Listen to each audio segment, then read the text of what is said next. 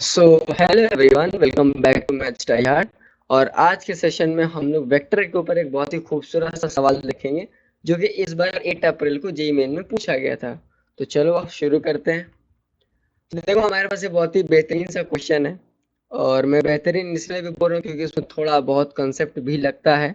और एक तरीका और है कि भाई ये लेंदी बहुत है। तो चलो शुरू करते हैं।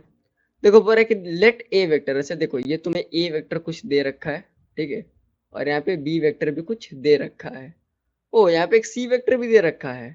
Three vector, if R vector is a vector, अच्छा बोल रहा है कि आर वेक्टर है और वो वेक्टर कुछ इस तरह से कोई इस रिलेशन को डिफाइन करता है। वो इस रिलेशन को डिफाइन करता है और ये वाला रिलेशन जीरो के इक्वल है, तो तुमको इसकी वैल्यू बतानी है। एक काम करो, सबसे पहले तुम ए वेक्टर लिख लो। ए वेक्टर क्या लिखोगे? मैं बेसिकली इतना लंबा लिखने की जगह लिख दे रहा हूँ 9 -13 और 25, ठीक है। और बी वेक्टर तुम्हारा क्या है? बी वेक्टर है तुम्हारा सर 3 7 और -13, 3 7 और -13, ये बात तो सही है। अच्छा, सी वेक्टर क्या है भाई? तुम्हारा सी वेक्टर है तुम्हारा सी वेक्टर है दैट विल बी 17 -2 एंड 1, बात तो सही है।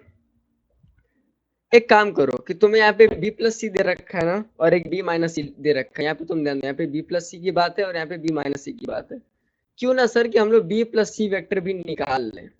सर जब हम लोग बी प्लस सी वेक्टर निकालेंगे तो 3 + 17 कितना हो जाएगा? 20 हो जाएगा, ठीक है। -2 + 7 क्या हो जाएगा सर? +5 हो जाएगा, +5 हो जाएगा, +5 हो जाएगा, ठीक है। सर 1 और -13 क्या हो जाएगा? इट विल बी -12, ठीक है sir. Sir B minus C vector क्या होगा? कोई बात नहीं भाई, माइनस करके देख लेते। देखो 3 में से 7 जाएगा, कितना बचेगा? -14 आ जाएगा। फिर y को y से माइनस करोगे तो तुम्हारा 9 आ जाएगा।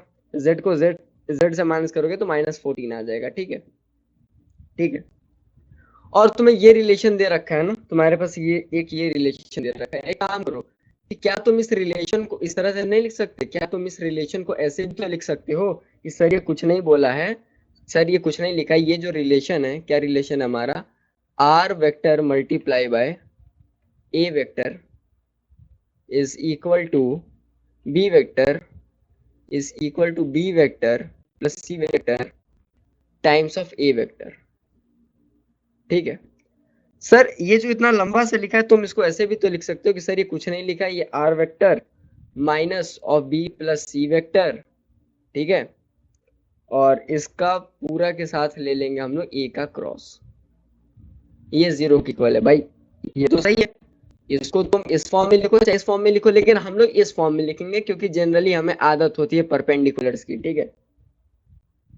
सर जब हम लोग ये लिख सकते हैं, जब हम लोग ये वाला स्टेप अगर हम लोग लिख सकते हैं, तो सर यहाँ पे एक स्टेप और लिख सकते हैं। क्या sir? Sir R minus B vector plus C vector. अब हमें पता है कि क्रॉस प्रोडक्ट जीरो कब होता है? जब दोनों वेक्टर एक दूसरे परपेंडिकुलर होते हैं। एक दूसरे के परपेंडिकुलर तो क्या लिखते हैं? उसको स्केलर के प्रोडक्ट में लिख सकते हैं। तो सर ये lambda times of A vector हो जाएगा, ठीक है।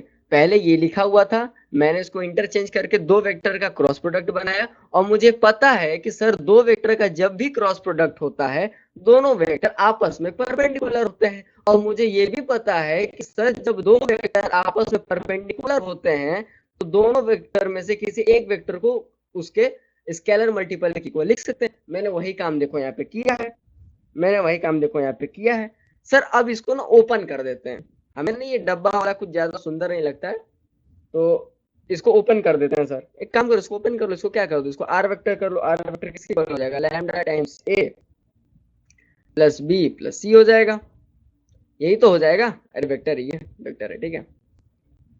एक काम करो, ये बात तो तुमने यहाँ तक लिख ली, अब छोड़ दो। अब तुम्हारे पास एक ये स्टेटमेंट भी दे रखा है, R dot B minus C is equal to zero.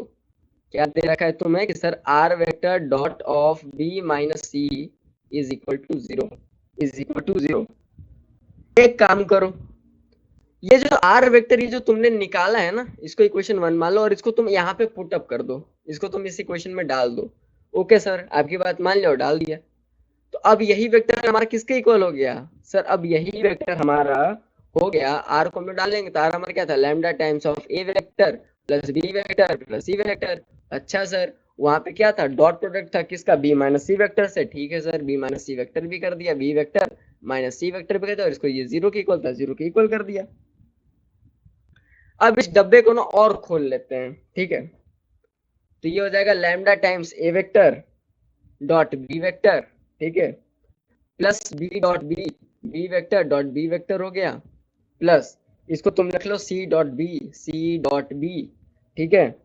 इसको तुम लिख सकते हो minus lambda times of A vector into C vector, ठीक है। और ये हो जाएगा तुम्हारा माइनस बी वेक्टर। मैंने कुछ नहीं किया, मैंने इस डब्बे को खोल लिया है। खुला हुआ डब्बा अच्छा लगता है भाई, क्या पता अंदर कुछ हो, बॉम्ब भी हो सकता है। क्यों, सही बोले ना। वेल जोक्स अपार्ट, अब तुम इसको लैम्डा लिख लो। अब तुम इसको एक तरफ कर दो ना, अभी इक्वल टू जीरो, तुम इसको एक तरफ कर दो तो तुम्हें पता चलेगा कि सर ये तो कुछ नहीं लिखा, ये तो लिखा lambda C vector dot C vector minus B dot B, ठीक है सर, और डिवाइड किससे किया है, अच्छा सर ये तो A vector dot B vector minus A vector dot C vector है। जी सर, यहाँ तक तो समझ में आ रहा है। अच्छा सर, ए डॉट सी का वैल्यू तुम निकालो, जब अब तुम इसको वैल्यू पुट करो। अब जब तुम सी डॉट सी निकालोगे, जब तुम यहाँ पे तुम सी डॉट सी निकालोगे, बी डॉट बी निकालोगे, तो तुमको इसकी डॉट प्रोडक्ट की वैल्यू लिखनी है। तो मैं तुम्हें कैलकुलेट नहीं कर रहा हूँ, वीडियो थोड़ा सा लंबा हो जाएगा।